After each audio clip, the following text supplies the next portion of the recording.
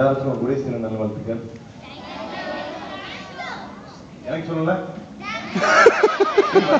Thank you இல்லை, எனக்கு சொல்லல. சேம்பிள்வா எல்லாம் இங்கிலீஷ். ஓகே, அடுத்த தடவை ஏதாச்சும் வரும்பொழுது யார் யார் பேசுறாங்க, என்ன பேச போறாங்கன்னு கேட்டு வந்துட மாட்டிருக்கேன். ஏன்னா நான் ஒரு சில தகவல் சொல்லணும்னு இருந்தேன்.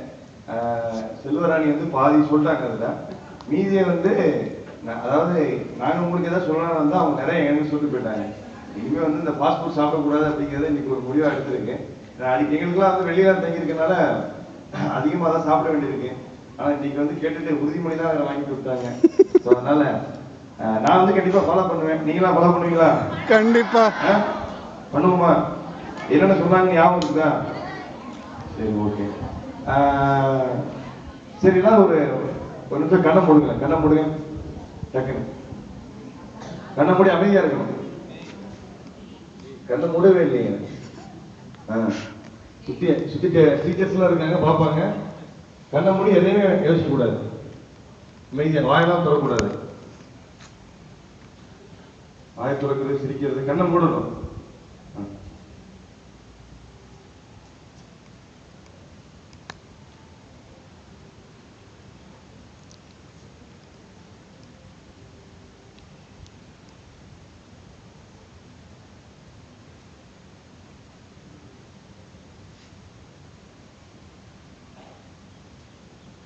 அப்படியே தலையை சுத்துங்க. அப்படியே தலை எப்படி?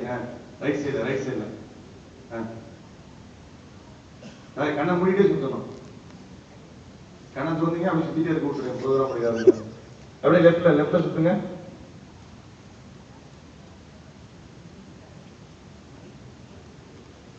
Okay okay. கண்ணை திறந்துருங்க அப்படியே.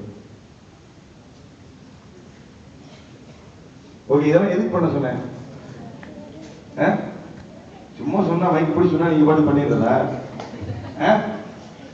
எதுக்கு பண்ண சொன்னதா? என்னது தியானையா? ஓ, தியானமா? அவ்வளவுதான் தியானமா? ரிலாக்ஸா? என்ன பண்ணீங்க? டென்ஷனா இருக்கு, ரிலாக்ஸா இருக்கு. ஏப்பா இங்க இருந்து ஒரு 3 பேருக்கு கத்திக்க போறாங்க. நம்ம பாட்டுக்கு வேற யாருக்கோ பேசிட்டு இருக்க மாதிரி உட்காந்துட்டு இருந்தீங்க. என்ன டென்ஷனா நீங்க?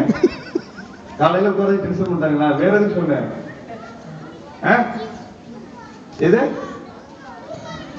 தூக்கம் வரக்கூடாதுன்னா கண்ணை மூடிட்டு தானப்பா தூங்குவான். எல்லாரும் கண்ணை முடிச்சு தூங்குவீங்களா? வேற எதுக்கு சொன்னேன்?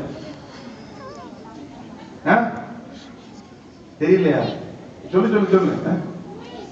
எது மியூசிக்கா? நான் பேசுற மியூசிக் போற மாதிரியா இருக்கு.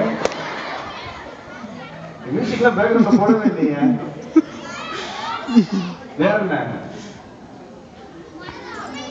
மனதை அமைதிப்படுத்துங்களா? அமைதியாயிட்டீங்களா எல்லாரும்? அப்ப இதுக்கு முன்னாடி எல்லாம் பேசுறதை கேட்டு அப்படியே உணர்ச்சி கொடுத்துருந்தீங்களா எல்லாரும்? ஓகே.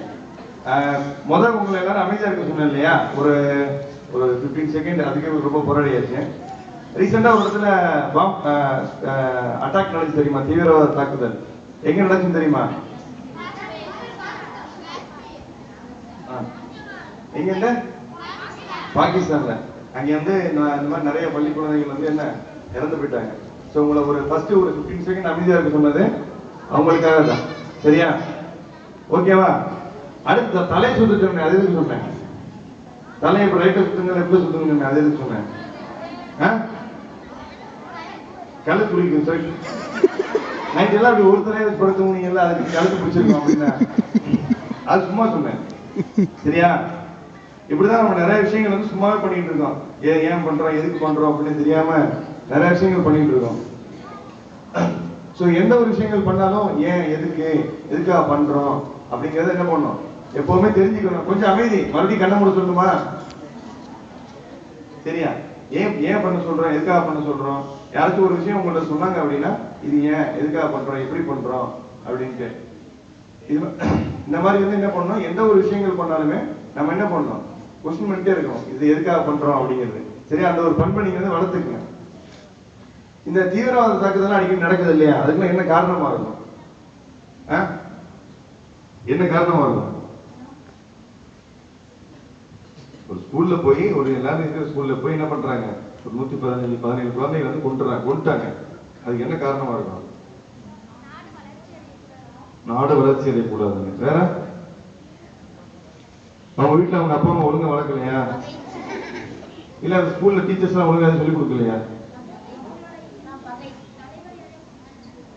தலைவர் எல்லாம் புடிச்சு வச்சிருக்கோமா? நான் என்ன அப்படின்னா எல்லாமே இப்ப நீங்க எப்படி ஸ்கூல்ல படிக்கிறீங்களோ அதே மாதிரிதான் அவங்களும் படிச்சிருப்பாங்க இல்லையா?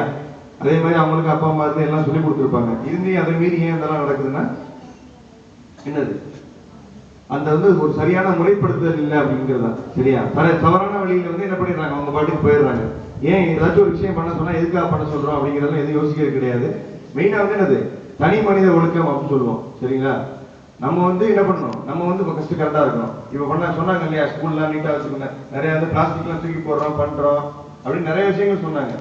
அதெல்லாம் பதிவே கவனிச்சிங்கன்னு தெரியல, பட் திருப்பி நான் சொல்லிட்டேன். ஸோ இந்த மாதிரி வந்து நம்ம வந்து என்னது, நம்மளே வந்து கரெக்டா வச்சுக்கணும். சுய ஒழுக்கம் அப்படின்னு சொல்லுவாங்க. சரியா? ஸோ அதை வந்து என்ன பண்ணா நம்ம வந்து மேம்படுத்திக்கணும். இப்போ வந்து என்ன பண்ணலாம் அப்படின்னா, ஸ்கூலுக்கு டயத்துக்கு வர்றது அந்த மாதிரி, அப்புறம் வந்து முடிஞ்ச அளவுக்கு இந்த பிளாஸ்டிக் பொருட்கள் வந்து என்ன பண்றது, அவாய்ட் பண்றது. வீட்டுல போய் நீங்க தான் என்ன பண்ணணும், போய் சொல்லணும். இந்த மாதிரி கடைக்கு போனா பேக் எடுத்துட்டு போங்க, ஏதாச்சும் தேவைப்பட்டா என்ன பண்ணுங்க, டீ குடிக்கிறோம் அதை குடுக்குறோம் அப்படின்னா நீங்க வீட்டில் உள்ள கிளாஸ்லயே வாங்கி கொடுக்கலாம். அந்த மாதிரி வந்து முடிஞ்ச அளவுக்கு என்ன பண்ணணும், இந்த தேவையான பொருட்களை வந்து தேவையற்ற பொருட்களை பயன்படுத்துறத நம்ம வந்து என்ன பண்ணணும், குறைச்சிக்கணும். ரெண்டாவது விஷயம் என்ன அப்படின்னா, இந்த இயர்ல இருந்து நான் எடுத்திருக்கிற ஒரு உறுதிமொழி என்ன அப்படின்னா, மாசம் ஒரு 2000 ரூபாய் நான் என்ன பண்ணணும், சேவ் பண்ணணும். மாசம் ஒரு 2000 ரூபாய் என்ன பண்ணணும், சேவ் பண்ணிக்கணும். சரியா? ஸோ எத்தனை பேருக்கு இங்க வந்து சேமிப்புங்கிற ஒரு பழக்கம் இருக்கு? யார் எத்தனை பேர் வீட்டுல உண்டியல் இருக்கு? உண்டியல் இருக்கு. எத்தனை பேர் உண்டியல உடைச்சிருக்கீங்க இது வரைக்கும்? எத்தனை பேர் உண்டியல காசு இருக்குது? எல்லாம் காசு வச்சிருக்கீங்களா? மாசம் ஒரு மாசம் எவ்வளவு சேர்ப்பீங்க ஒரு உண்டியல்ல? 5 ரூபாயா? 500 ரூபாயா? சரி, அடுத்ததாச்சும் அமௌண்ட் தேவைப்படுச்சுன்னா உங்கள்கிட்ட வாங்கிக்கலாம்னு நினைக்கிறேன் இல்லையா? அமைதி. என்ன பண்ணுங்க அப்படின்னா, டெய்லி ஒரு 2 ரூபா 3 ரூபா உங்களுக்கு கிடைக்கிற காசு என்ன பண்ணுங்க, சேமிச்சு வச்சுங்க. இப்போ உங்களுக்கு தெரியாது, இப்பெல்லாம் உங்களுக்கு எல்லாமே முக்கால்வாசி ஃப்ரீயா கிடைச்சிருது. நோட்டு புக்கா இருக்கட்டும், நோட்ஸா இருக்கட்டும், எதா இருந்தாலும் ஓரளவு உங்களுக்கு ஈஸியா கிடைச்சிருது. பட் வந்து நாங்க படிக்கும்போது எங்களுக்கு முந்தினதுல எல்லாம் என்னன்னா, ஒரு பொருள் வாங்கணும் அப்படின்னா நம்மள வந்து அவ்வளவு சீக்கிரத்துல வாங்க முடியாது. வீட்டுல கொடுக்குற அந்த 1 ரூபா 2 ரூபா இந்த என்ன சொல்லுவாங்க, பாக்கெட் மணியா, அந்த காசெல்லாம் சேர்த்து வச்சுதான் என்ன பண்ணுவோம், என்ன நம்ம தேவையான பொருட்கள் எல்லாம் வாங்கிக்குவோம். ஸோ நீங்க இப்பவே சேர்க்க ஆரம்பிச்சீங்க அப்படின்னா அடுத்தடுத்து உங்களுக்கு மேற்கொண்டு படிக்க போகும்போது சரி, உங்களுக்கு ஏதாவது தேவையான பொருட்கள் தேவைப்படும் போது சரி, இல்லை வீட்டுக்கு ஏதாச்சும் ஹெல்ப் பண்றதா நம்ம என்ன பண்ணிக்கலாம், அதை வந்து செஞ்சுக்கலாம். ஸோ வந்து நீங்க எல்லாம் அந்த உறுதிமொழியில எடுத்தீங்க இல்லையா, அந்த உறுதிமொழி லிஸ்ட்ல இதையும் சேர்த்துங்க. சரியா? இனிமே என்ன பண்ணலாம், நம்ம ஒரு சேமிப்பு ஒரு பழக்கம் ஏற்படுத்திக்கலாமா?